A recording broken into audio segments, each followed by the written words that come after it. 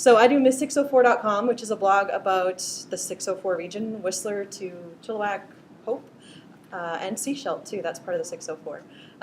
And I also have a company with my husband called 64 Media, so we build WordPress websites exclusively and do WordPress maintenance and tutorials. I've published 2 books, kind of the same books, Blogging to Drive Business, first edition and second edition. But the first one was published in 2010 and the second one in 2012, and we had to go through and change about 5 different chapters just because technology's just changed so much. And now MySpace is back, so if I do another book, I'd have to add them back in there. But anyway. So I'm going to talk about social media for nonprofit events, Blogathon and Twestival. These are 2 events that I've been heavily involved with, and Blogathon is the first one that I do not do anymore, and I'll kind of tell you why. So first of all, the power of online for a cause. So using online, no matter what your presence is. When I first started doing Blogathon, it was 2005, and maybe my mom and a few friends were my readers, but it didn't matter. I still was able to raise funds for a cause, get the word out, and this is even before Facebook, before Twitter. I was still able to do something just by having a voice online. So power of online for a cause is it's relatively inexpensive. It's free to sign up for Twitter, and then if you want to upgrade to various other platforms, like if you're on a Hootsuite, you want Hootsuite Pro, you can do that for your organization. So it's relatively inexpensive to just get started and to start engaging and integrating all these wonderful social networks with your website for your nonprofit, or the other way around. It makes true connections in your community. You can instantly get the message out to thousands of people. You can get, even if you have 50 followers, if one of those followers has 1,000 followers and then their follower has 2,000 followers, it's a daisy chain of communication if people are retweeting and sharing your information. So it's really easy to start connecting people. And it's easy to share content and tell your story and post links. Definitely the 140 characters on Twitter. I'll be focusing mostly on Twitter. With 140 characters, you can't say too much, but you can post a link in your update, which means here's a little teaser about something, here's a link, click on that, come to my home online and read more about what I have to say. So Blogathon. So that's my friend Dwayne under the keyboard there. He kind of passed out, and me typing. So Blogathon was started in about 2001 or 2, and I first started doing it in 2005, and it was blogging 24 hours straight for every half an hour for 24 hours straight for a cause. So you'd get pledges like you would for a badathon or a walkathon or any other athon, and you'd say, I'm going to get some pledges. You'd sign up through the Blogathon website. You'd say who your cause is you want to support, what your blog is, and then you'd pick 3 different time slots. So you could go from 6 a.m. to 6 p.m. or 6 a.m. to 6 a.m. There are various time slots you could choose, and then you would just go nuts. You would start blogging on your own blog about a cause, for a cause, type in whatever type of content you wanted, but every half hour publish out a post. So I started doing this in 2005, and the first year I raised it was for the Surrey Food Bank actually, and I raised about $800. And with a small little blog, without Facebook, without Twitter, without even a social network, I was still able to raise $800 for the Surrey Food Bank just by sitting there. And it was I'll just go back to this photo. It's very tiring, very time consuming. And you might pass out like my friend Ray did. But that's what Blogathon was. And I just heard about it because another blog that I read at the time in 2005, there was a hockey blogger, and she was doing it. And I just thought it sounded like a good idea. So yeah, it's pretty time intensive, but was able to collect money through the pledges and make a little difference there. So then for the subsequent years, I did it in 2006, 2007, 2008, 2009. People got involved. So I got more people in Vancouver and had kind of a little Blogathon Vancouver. So get a little community of people who are all going to do this and all torture themselves for a great cause. So to promote a cause that they love, you could pick anything that you wanted. So I changed from the Surrey Food Bank, I changed to the Union Gospel Mission in my second year. You could pick any kind of nonprofit that you wanted. You could be a part of something global too. Blogathon was happening in about 100 countries worldwide at the time too. So you could see what other Blogathon bloggers were doing and kind of having a little community there. And you could obviously promote your own blog.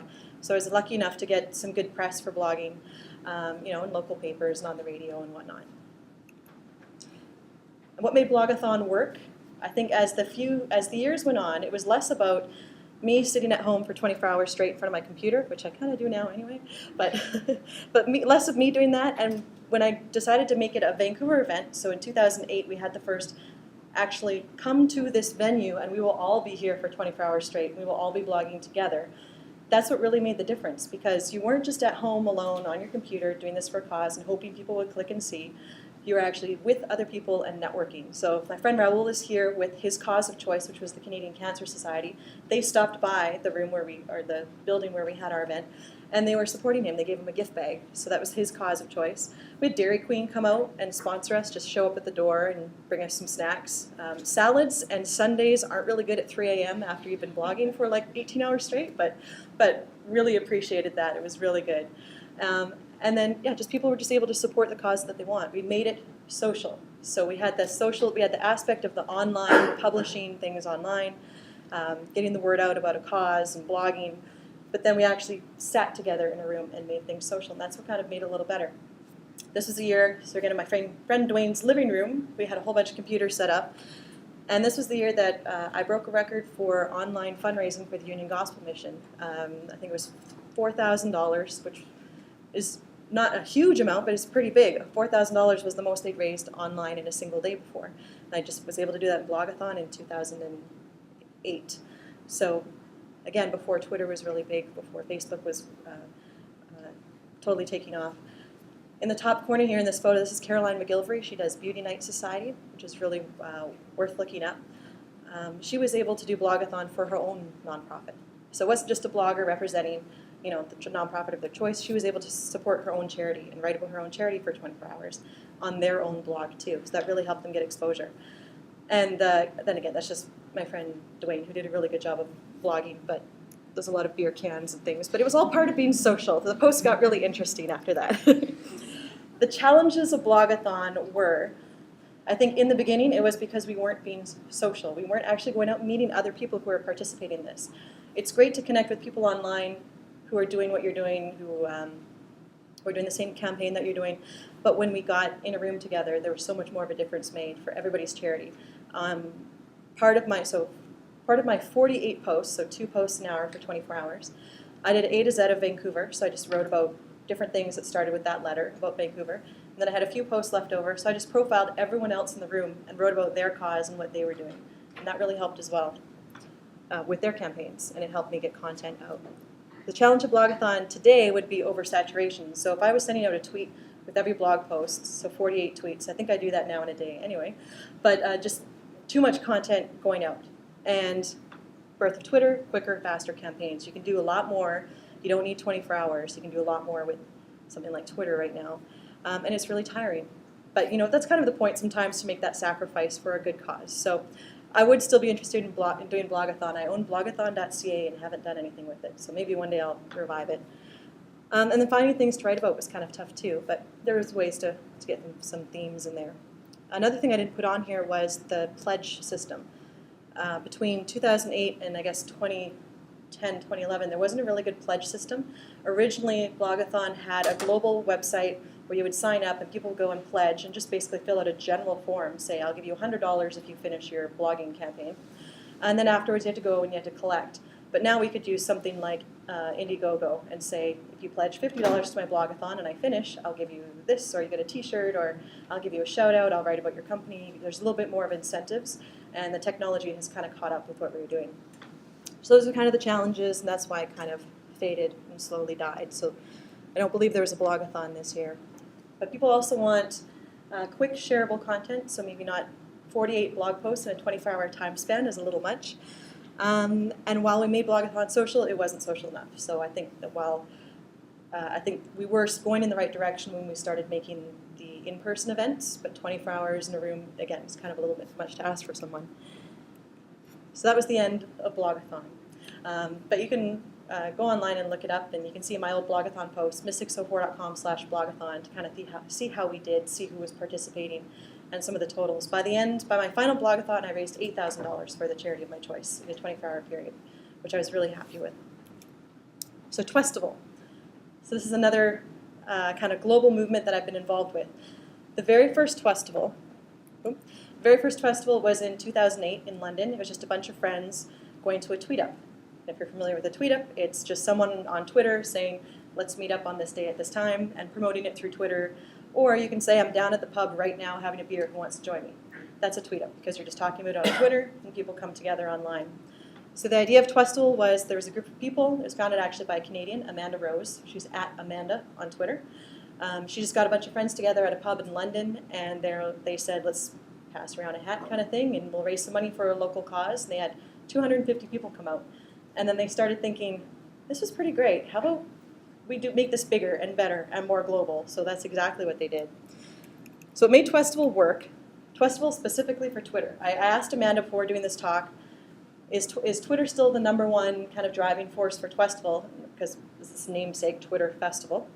And she said, yes, of course. Twitter's still #1 for promoting Twestival. Some cities that get involved create Facebook events and stuff like that, but Twitter's still #1. And again, Twitter for sharing links. That's what most people use Twitter for. So having that donation link, having a link to an event, having a link to a ticket site is very valuable. So this is really, really long. I'll go back for a second. I'll go back to Twestival history in just a minute. So super long list, big chunk of text. This is just a list from Mashable, mashable.com, good resource for anything social media. Talking about Twitter fundraising in 2010, and kind of their top 10 tips, number 5 was have a powerful offline component. So no matter how much you promote online and you post on Twitter and you post on your blog, having that offline component is really strong. We could be having a webinar right now, but the fact that we're all in a room here, we're having coffee, we're chatting, there's power in what's happening right now. This will be available. Eli's going to post this up later so you can go through all the text and information there. So having that powerful offline component. So the idea of Twestival was to tweet, meet, give. Based on the idea of this tweet up, this main event that Amanda went to with her friends, they decided, let's just invite other cities to have a tweet up on the same day for the same cause, at some point during the year. And so the first global Twestival was in 2009. So cities could sign up on the main website and say, I want to be a part of this. And on, I forget what the actual first date was, so let's say September 24th. On September 24th, cities and volunteers from around the world hosted an event for a global cause. And since 2009, Twestival's raised $1.77 million in support of over 290 charities. So the first event was for a global cause. Subsequent events have been for local causes. But the idea is you have people meeting in one location, people meeting in Montreal, people meeting in London. They're linked up over a live stream. Everybody's tweeting the same thing. Everybody's raising money for a global cause. And you're all in person at an event, but you're connected through Twitter. And you're promoting your event just through Twitter. So the main rules of Twestival, or what is a Twestival? It's a global fundraising event for a single nonprofit, although they do have Twestival Local, and they have recently changed up the model, which I'll explain in a bit. So Twestival Local was the city got to pick the charity of their choice. But to start out, everybody was doing it, having their events, having their meetups for the same charity. And they're all hosted around the world on the same day. So Amanda said, she said to everyone that Twestival isn't actually about the charity. It's bringing the community offline. So all those people you're connecting with on Twitter, it's bringing them offline and pulling together in a collective group of people who have only Twitter in common. So in the first Twestival Vancouver event that I did, in advance of the event, I saw people on Twitter saying, I can't wait to meet so-and-so in person for the first time. It was kind of that first time you would meet someone that you knew only from online, only from Twitter, and it wasn't for a date or something. It was for a good cause and for a good event and to be social.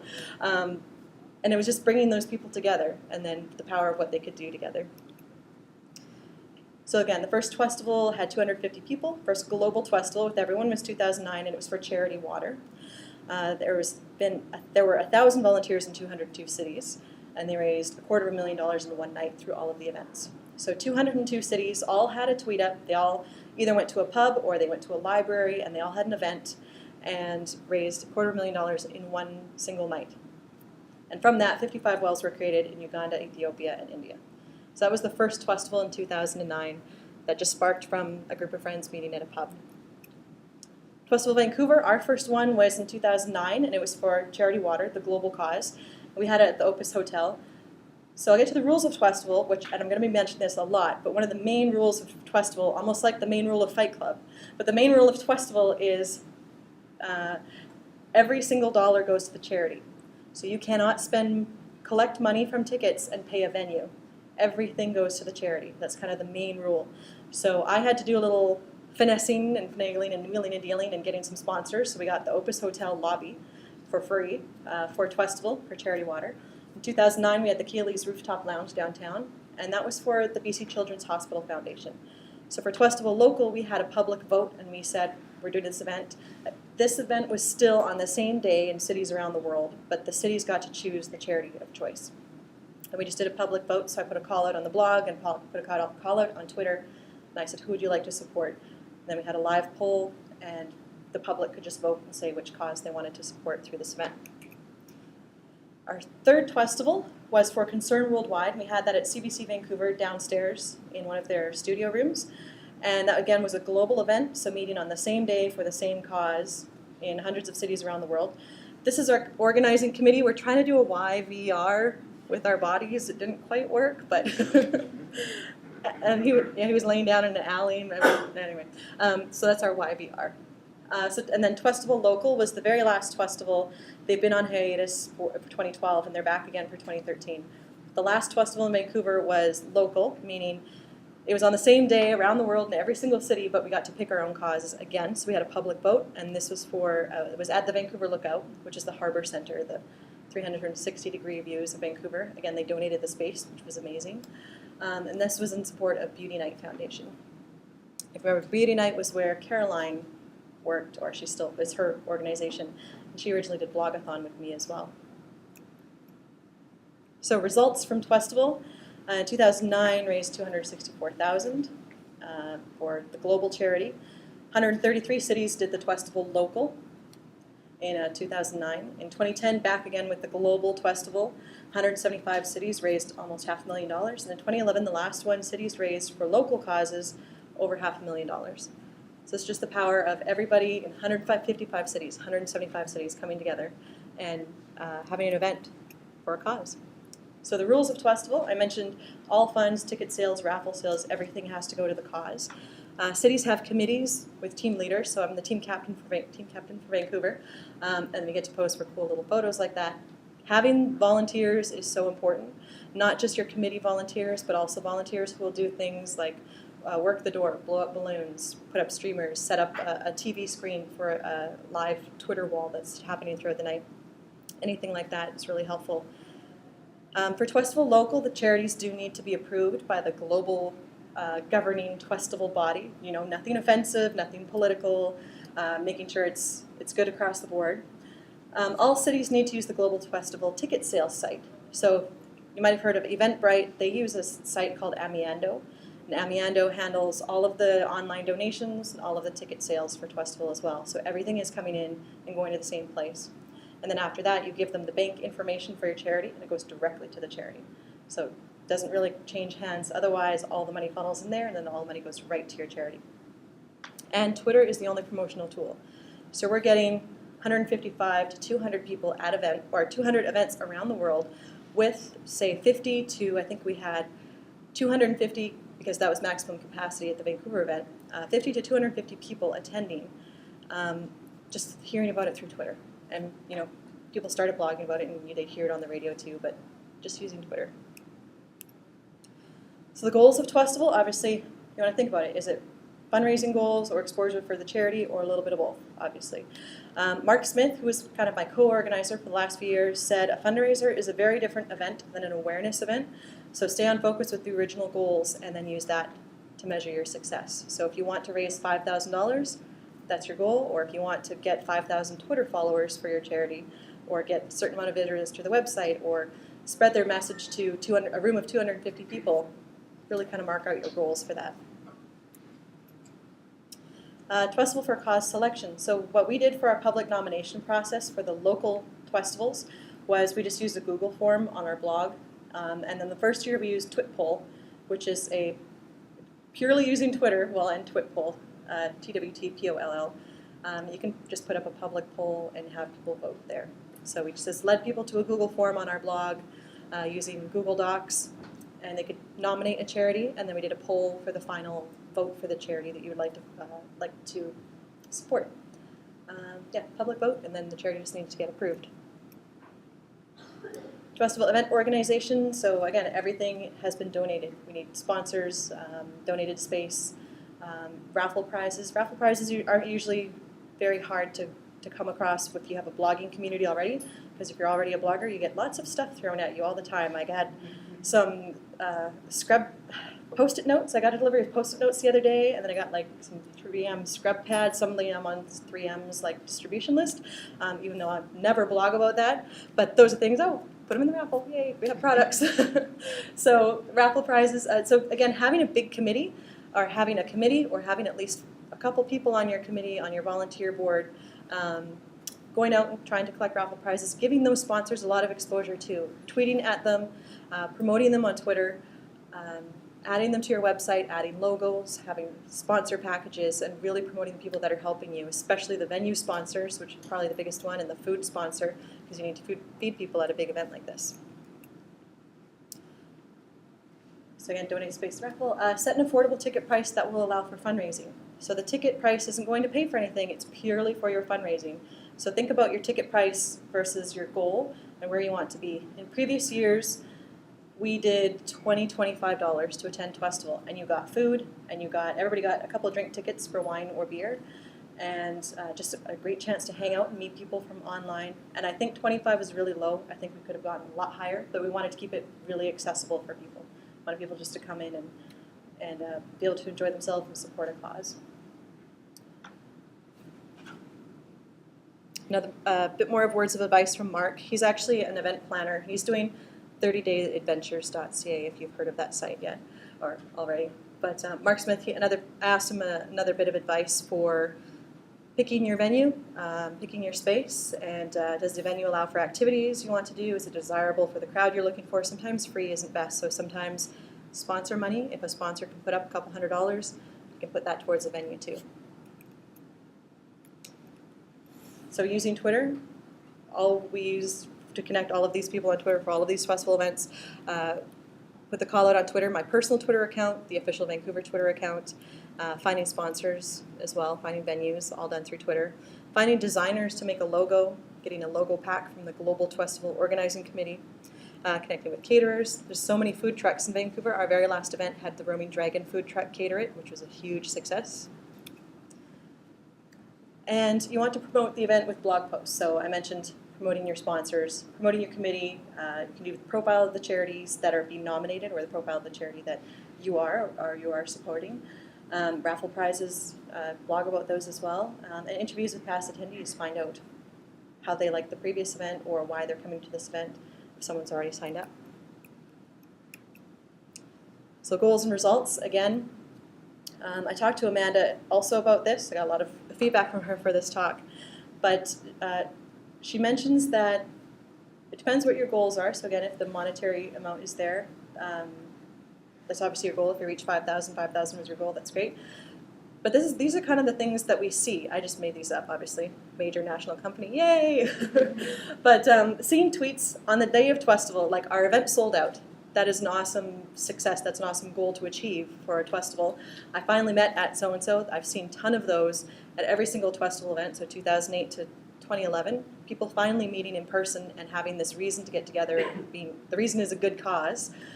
Raising money and thanking companies for their donations. Twestival also gets the global body of Twestival that kind of manages all the logos and the charity approvals and things like that, supporting each city.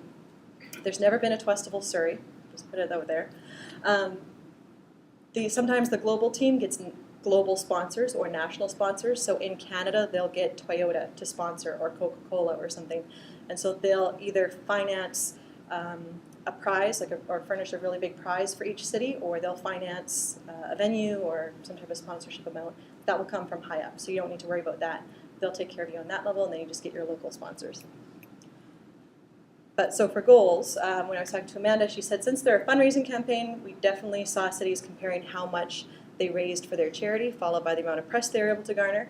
And many were amazed by overall participation. I think for me that's the biggest motivator, is the participation.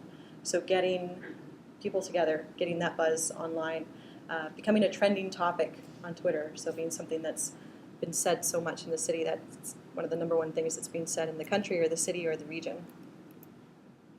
So the new Twestival, there was no Twestival in 2012. It is back for 2013. And the 2013 model is almost like a NetSquared model, where you can have it any day. You can have it any day, right? Yes. You can have it any day. You can have it for the charity of your choice, and people can just sign up and become the local organizer and have it whenever they want. But you've got that global kind of committee or that global resource that will help you with sponsorships and logos and all that kind of design stuff. So for Twestival for 2013, you can select the charity of your choice, and you can select the date of your choice. So if someone did want to pick up the torch and do a Twestival Surrey, you could do any charity, any day throughout the year. Just contact the Global Twestival Committee and you can sign up. So for the new format, so a little less rigid, Amanda said they've noticed people are generally excited about the new direction because you can pick your own dates and causes, which is kind of a big thing in the past. You know, you have to have it on this date, but that might not be convenient. It might be the same day as the opening night of the Vancouver Film Festival or something, so it might be a really bad date, but you have to do it because 200 cities around the world are doing it on that same day too. And then a few other changes to Twestival this year. It's been a little bit slower to pick up. There isn't a Twestival Vancouver date set yet. I don't know of any in the area. I think Victoria started to mobilize a little bit, but it's been a little bit slower. But the fact that there is no single day, Amanda says, it means people aren't as quick to commit to hosting, so there's no deadline right now. But I think having the freedom to pick your own cause and pick your own date also ultimately will be a driving factor. So hosting your own Twestival, I keep repeating that all funds go to ticket sales, donated space. Creating a solid committee is key, a volunteer network, reaching out on your own Twitter, reaching out to your local causes, see how you can work together with them. And Vancouver's a very last minute town, so promote and leave room for extra tickets at the door. That's one big thing that we noticed with every single event was even if we said we're absolutely selling, we give 3 weeks, 4 weeks, 5 weeks, 6 weeks notice. In the last 3 days, people are like, what? It's sold out. I wanted to come. So always leave extra tickets at the door because people will be at the event tweeting and saying, I'm here supporting a cause, or we're all together, and they'll see photos online, and people want to come and show up. So if they want to come and do that, sure, just pay your $20 at the door or whatever your fee is and come on in and hang out. So determine and promote your hashtag well in advance. So the tag that you're going to be using. Ours is always YVR Twestival. Freebies and goodie bags from sponsors are always really good too. We provided, London Drugs provided our last round of goodie bags, so we had cloth bags from London Drugs that we could just fill up with whatever we could find. I think we had 100 of them, so first 100 people in the door got a goodie bag. So it's actually a really good event for an attendee. Paying $20 and you get goodie bags, and you get food, and you get wine, and for a good cause. The Twestivals are always really great for that. Photo booths are a big hit. Now you can go to events these days, you can get an actual photo booth that either goes on a computer right away or you get a little old school printout. People love those, dressing up all silly like in the photo on, yeah, they've got the sunglasses on down there. Wine beer sponsors, promoting local wineries. We've always had a ton of local wineries offering to help out. Township 7, Road 13, Tinhorn Creek, Osoyoos and all of our wineries especially. Host a raffle, easy way to get more money for your cause. You know, give people 2 armfuls of tickets if they want for, you know, $5, $10 or whatever you're charging, and you know, get some extra money there. And have an official photographer. You're going to have tons of people posting tweets, posting pictures, posting photos on Instagram. But an official photographer who could sponsor their services or be a sponsor of the event. We've always had Jeremy Lim, and he said it's been great exposure for him, not just posting the photos or having the photos. Having his photos be published through Twestival, but him also networking and meeting people at the event has been really valuable. So having that official photographer, like you'd have your official wedding photographer as well. You have everyone in the crowd taking photos, but having your official photographer is really valuable too. I'm almost done. Got a few minutes left. So it's a charity showcase. Make sure that you showcase your charity. Have a big piece of real estate in the room or wherever you are, set aside for them so they can promote their cause. People can come and talk to them and see what they're doing and see who they're there supporting. You can host contests for pick of the night or best dressed or best tweet, best quote, all things that involve Twitter as well. So if people are looking online, they're looking at a live stream of Twitter updates, you can integrate those and give actual prizes to people based on what they've said online. If there are simultaneous events going forward, you can connect with the live stream. So if Victoria's having their event the same day as Vancouver, we can look at each other in the webcam and wave and see whose party's better. Live monitored Twitter wall. So this is very important. If you're going to have a Twitter wall at an event, which is a screen that shows the live tweets coming through of a certain tag, make sure it's monitored. I was recently at an event where it was an awards show, so people were talking about who won the awards, and then suddenly there was a lot of stuff about Lindsay Lohan that was inappropriate being posted on there that just flooded the whole stream. Because as soon as an event gets big and it starts trending, meaning it gets picked up and a lot of people see it happening on Twitter, spam bots get right in there and posting inappropriate stuff or posting ads and stuff that's not even related to your event. So make sure you have someone who's watching that piece of software, watching it and kind of getting rid of those ones, or manually approving the tweets that can go up. Promote the goal, obviously promote your, we're trying to hit $2,000, let's go, we're at $19.50. Do that all throughout the night. And invite the mayor if you can. He might show up, which he did. Mayor of Vancouver showed up to our last Twestival event at the Harbour Centre. So hosting your own Twestival, if you are interested at all, you just post a tweet at Twestival and say, I'm in Surrey. Is anyone taking the reins for Surrey yet? And you can do that. Or Langley. They had a Fraser Valley Twestival in Langley for a few years. But yeah, just at Twestival on Twitter and find out how you can get involved either as a charity, as an organizer, or as an attendee. And that's it.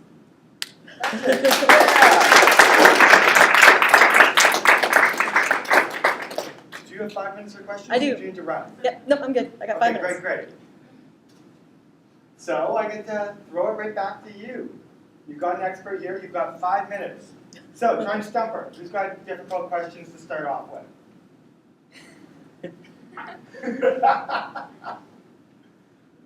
Well, then I've got a question. Okay. Why not? I'll dive in. Oh, no, So, back there. oh, sorry. Go for it. Pivot. I was wondering how much time it takes to organize a festival. So we usually have maybe 5 in-person meetings, and then the rest is done with a Google group with the shared spreadsheets and things like that.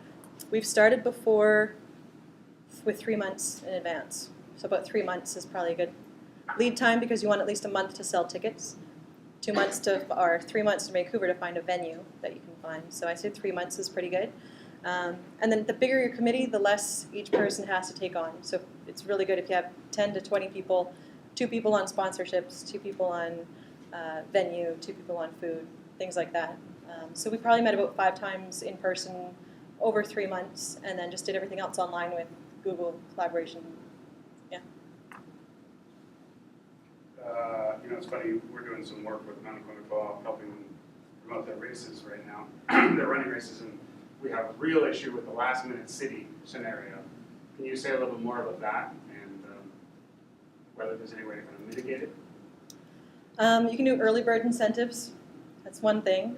So say tickets are this price until this time, and then they go up. So we did do that for our last festival, which kind of hurts because the ticket price goes directly to the charity. So whatever you're thinking of charging, maybe add a little bit so the early bird can be the normal price, and then afterwards can be the later price. I think getting the word out earlier, getting it all the buzz happening early, have maybe a contest for a ticket, and that will get the hashtag out there. People will see that a bit more and get more on their radar. And then in the end, just leaving room for door tickets as well. We had a strict capacity at the Vancouver Lookout because it is such a weird space. It's 360-degree walk-around circle. So we had, I think, capacity for 250, and we sold 200 tickets, and then we were way past, don't tell the fire marshal, but we were way past 50 tickets at the door or the day before, because people just saw that it was happening. So yeah, it's really hard in Vancouver, you never know.